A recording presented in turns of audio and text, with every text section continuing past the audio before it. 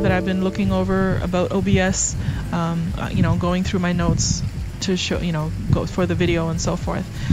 This is my browser. This is just a browser just showing, and what I did was I can move this. Remember when I was showing you the snap to sources? I can add more sources to this if I want to add something else, like an image. Maybe I want to add a welcome to my stream image. I can, if I don't have one available right now, but if I had made one, I could have clicked on it, chose the image, and put it over here. So I could have a lot of different sources in one scene.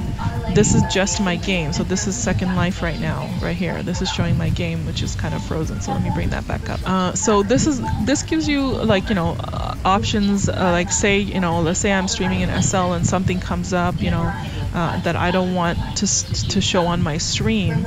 So I can quickly switch over to my second monitor, which is showing my browser, you know, or something like that. So that's what this is helpful for. And there's different things that people use these scenes for, but you don't need to like go all out and go create a whole bunch of scenes. You can just create one and just capture one monitor. So for this one, this is my display monitor, and I just went to, I met plus, and then I did, you know, said capture this display, and then for my second monitor I went plus and I captured that display, capture 2, and so forth. So you can choose what you want to capture.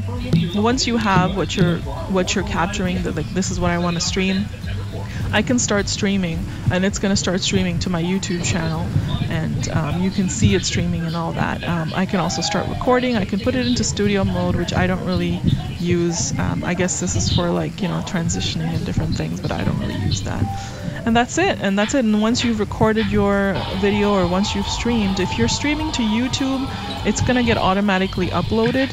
And you can, you know, you don't have to worry about uploading it afterwards. If you're recording, then you can download it and you can edit it, and then you can upload it to YouTube to, you know, at your preference. And a few things that I wanted to mention when you're going, before you go live, you want to just go back to your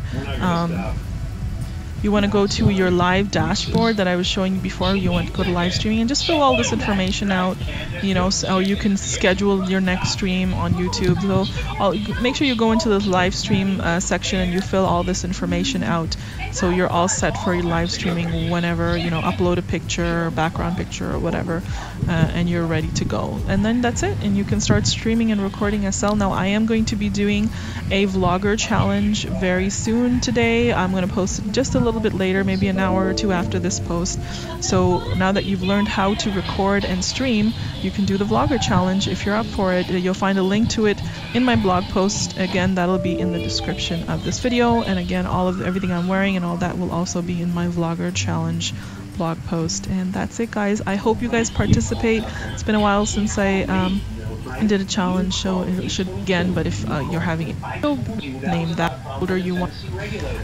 So you hit the reveal. I'm not going to hit that. Here is you recording the files view over here, and then you have scenes over here, and you have sources over here, and all of this will be blankered. I just went automatically uploaded, and you can, you know.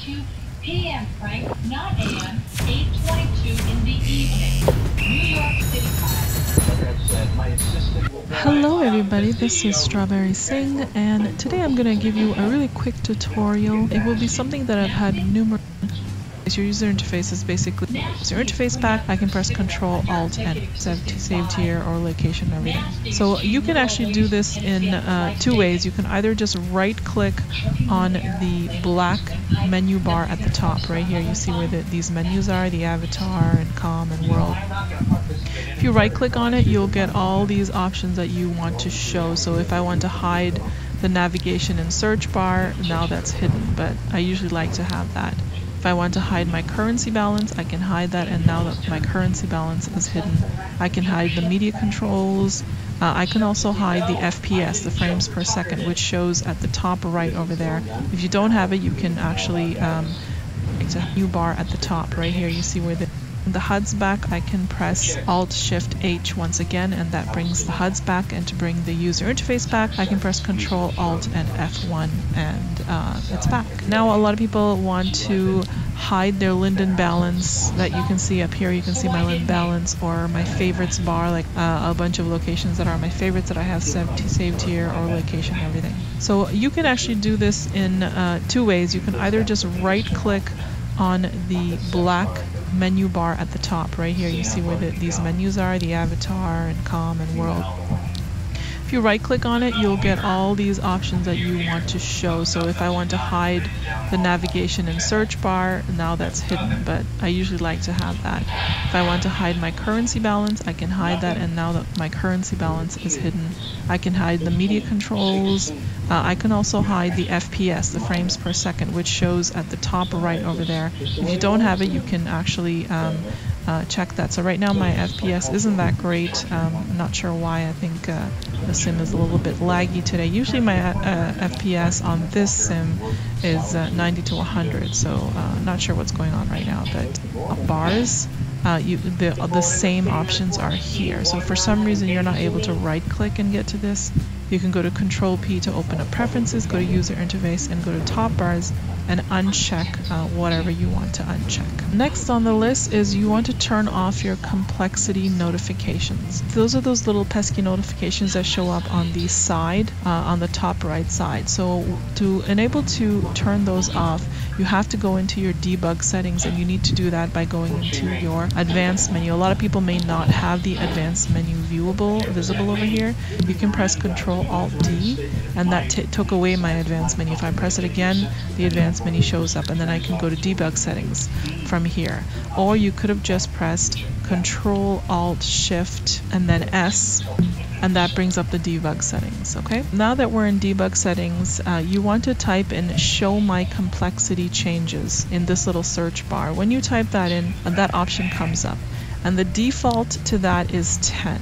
So that's going to show you like up to 10 notifications at the same time. So if I were to, let's say, remove something that I am wearing right now, so let's say I remove the turban that I'm wearing, and I'm just going to remove that, and you'll notice that the complexity, avatar complexity thing has come up. So this will happen anytime that I remove an article of clothing or something from my body. It'll show my complexity going up and down. If you like to see that, you can keep that on. You can keep that at 10. I don't like to see that. I find it very distracting. So in order to turn that off, you have to set that to 0. And once you set that to 0, if I put my turban back on, you'll notice, let me just get rid of that whole thing. You'll notice that it will not show my complexity thing anymore. You see? So that's how you turn off that notification. Next, to turn off your name tags that show up above your head. So again, you want to go into preferences for this. You can go to avatar up here. Now I'm using the Firestorm viewer. Should have mentioned that earlier. That's the viewer that I normally use to make videos. If you're using the Second Life viewer, I believe it's a different option. I believe it says me over here, but I'm not 100% sure. You can just go to avatar and preferences, or press Control P to bring up your preferences. And in the general tab, you can turn my name tag on, or you can turn your name tag off, and this will turn the name tags off for everybody, me and everybody around me. If I have my name tag on, I can also show my avatar complexity over here, so it shows what my avatar complexity is all the time. If you want to know your avatar complexity all the time, you can show display names or legacy names and so forth. You have a lot of options with name tags. I normally don't like to keep name tags on. I find them to just, add noise to my video, and I don't like that, so I keep that off. Next on the list is to disable all group chats. So again, you want to open up your preferences menu by pressing Control P. Then you want to go to chat, and then you want to go to chat windows, and you want to check disable all group chats. So a lot of people probably won't want to do that, but sometimes I like to do that so I don't get any kind of interruptions, because I find when I get IMs and so forth, it's really distracting. It breaks my concentration. So sometimes when I want to really concentrate, I disable that. Now to turn off all the distracting sounds. So again, when you're in your preferences menu, you want to go to sound and media, and you want to go through each tab slowly and turn off things. These are the things that I recommend turning off. Other than that, it's up to you to decide if you want to turn them on or off. In the sounds tab, you uncheck when play a sound when my friends log in and out. I don't want to hear that. I have too many friends on people on my friends list, and I don't really need to know you know, when they're logging in and out. That would be like every second I would be hearing sounds, and I definitely don't want that. So if that's checked for some reason on your screen, you want to make sure that's unchecked. And then in the media tab, you want to make sure you don't allow media to autoplay, because that can also be distracting. If you're, you know, especially if you're exploring or something while you're live streaming, you don't want media or the music. So if you go to music, you don't want the audio streams to autoplay. So you want to uncheck that as well. Another thing that I like to turn off is I like to turn off show stream title notifications. If for some reason the audio stream is on, then what you get is toasts in nearby chat showing up and saying, this is the song that's playing right now. I don't need to know that, so I turn those notifications off, because then they show up in toasts and they add noise to this area. Next thing that you want to turn off in voice, you might want to turn off the show visualizers over avatars. So this removes that white dot that you see above people's heads when you know that they have voice, and when voice is enabled and your voice is enabled, you usually see a white dot. Let me turn mine on. There's my white dot, and that can show up in your videos if you're doing, you know, a dance video or something. You don't really want that there. It's very distracting. So I turn off the voice visualizers, because I don't really need to know if somebody has voice or not, or if I have my voice on. And then in the UI sounds 1, 2, and 3, I'm going to leave that up to you what you want to turn off. You want to go through each one and see if you want these sounds to play. I haven't turned off everything, because sometimes you want certain sounds to play, like a mouse button click or a mouse button release and so forth. And I don't know, this is